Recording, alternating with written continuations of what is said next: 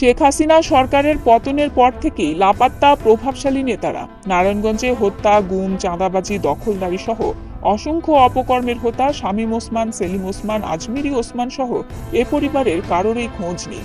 তবে আওয়ামী লীগের রাজনীতি করলেও কোনো বাধা ছাড়াই নারায়ণগঞ্জে আছেন সদ্য অপসারিত সিটি মেয়র সেলিনা হায়াৎ আইভী।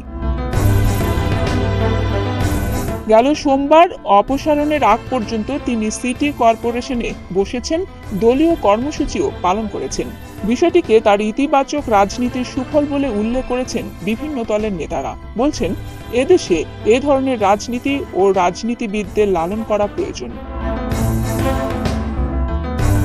জেলার গণসংহতি আন্দোলনের প্রধান সমন্বয়ক তারিকুল সুজন গণমাধ্যমে বলেন, শেখ হাসিনার দুঃশাসনের সময় নারায়ণগঞ্জের প্রতিনিধি ছিলেন শামীম ওসমান। গত 19 জুলাই থেকে 5 আগস্ট পর্যন্ত তিনি ও তার ক্যাডার বাহিনী ছাত্র জনতার উপর সশস্ত্র হামলা করে অনেককে হতাহত করেছেন। তাই সরকার পতনের পর থেকেই তাকে পালাতে হয়েছে। অন্যদিকে ডক্টর আইভী আওয়ামী লীগ করলেও কখনো কারো ওপর হামলা করেননি, ক্ষমতার প্রভাব খাটাননি। তাই এখনো তিনি নারায়ণগঞ্জে অবস্থান করতে পারছেন।